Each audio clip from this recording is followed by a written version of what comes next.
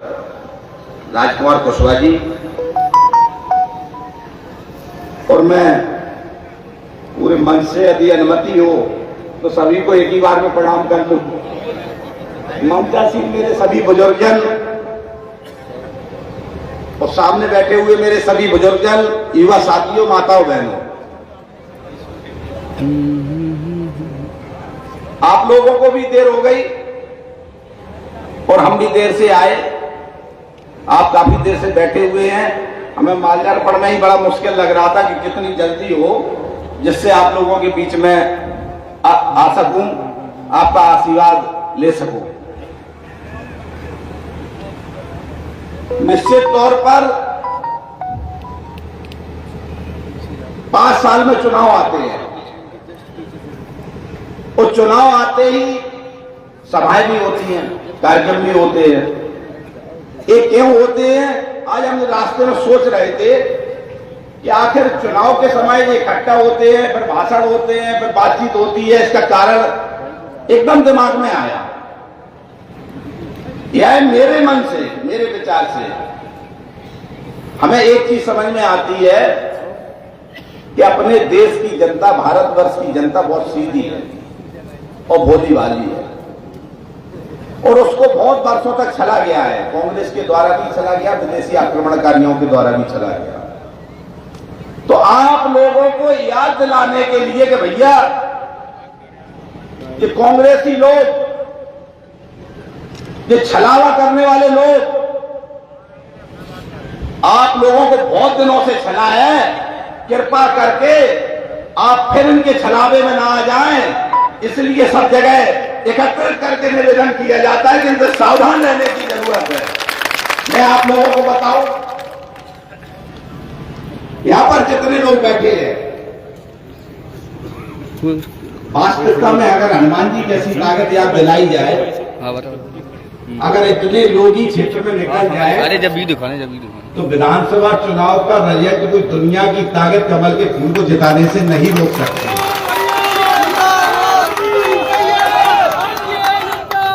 लेकिन आप लोगों को हनुमान जी जैसी ताकत हर बार याद दिलाना चाहती है कि का चुप साध रहे हो बलवाना। जब हनुमान जी को याद दिलाया, अरे उन्होंने कहा अच्छा, तो उन्होंने कहा बताओ 100 योजन जाऊं कि एक बार में जाऊं कि किसको लाऊं, किसका मूड खाल लाऊं, रावण को लाऊं, लंका को लाऊं, क्या करूं?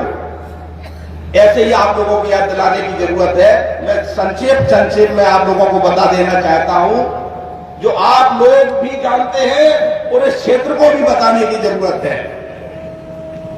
भारतवर्ष में नरेंद्र मोदी जैसी सरकार, भारतीय जनता पार्टी जैसी सरकार हो नहीं सकती। उपलब्धि अगर गिनाएंगे तो घंटों लग जाएंगे। आवास से लेके, शौचालय से लेके, इलाज से लेके, कोरोना वैक्सीन से लेके, फ्री मुफ्त अनाज से लेके, आपका इतनी योजनाएं, प्रधानमंत्री सड़क से लेके, भारतवर्ष में जितनी भारतीय जनता पार्टी की सरकार ने इतने कम समय में दी, कांग्रेस 60 साल से ज्यादा शासन करने के बाद भी इस भारत की जनता को वो सुविधाएं नहीं दे पाई। कोई भी तुलना कर ले, सार्वजनिक रूप से बातचीत कर ले, लेकिन कांग्रेसियों के पास कोई जवाब नहीं रह जाता भाइयों। लेकिन इसके बावजूद भी भारत के यशस्वी प्रधानमंत्री अटल बिहारी वाजपेयी जी एक वोट से सरकार चली गई थी और उसके बाद इन कांग्रेसियों ने 10 साल तक इस भारत की जनता को फिर छाया। मैं आप लोगों को बता देना चाहता हूं, कांग्रेसी सामने टिक भी नहीं सकते, एक योजना नहीं बता सकते। भ्रष्टाचार करने के लिए उनके पास अगर उनको समय जब भी मिलता है तो कॉमनवेल्थ का घोटाला, फलाना घोटाला, तेल का घोटाला, स्पेक्ट्रम घोटाला, आप इनके नाम भी नहीं जाते। ऐसे करके भारत की जनता को लूटा गया। मध्य प्रदेश की सरकार जब दिग्विजय सिंह जी आई तो आप लोग अच्छी तरीके से जानते हैं क्या नहीं हुआ। रोडें नहीं थी, थानों में रिपोर्ट नहीं लिखी जाती थी, बिजली नहीं थी, सुरक्षा नहीं थी, 4 बजे के बाद खेत में नहीं जा पाते थे। कोई भी इतना आतंक, गुंडागर्दी का राज था, लोकतंत्र नाम की चीज नहीं थी। लिस्ट बनती थी कांग्रेस के नेताओं के घर पर, कि किसको सरपंची लड़ाना, किसको जनपदी लड़ाना, किसको सदस्य लड़ाना, किसको क्या लड़ाना, और उनके फार्म रिजेक्ट करा कर रुके और सीधे एक कोठी पर बैठ करके पूरे क्षेत्र का चुनाव करा दिया जाता था।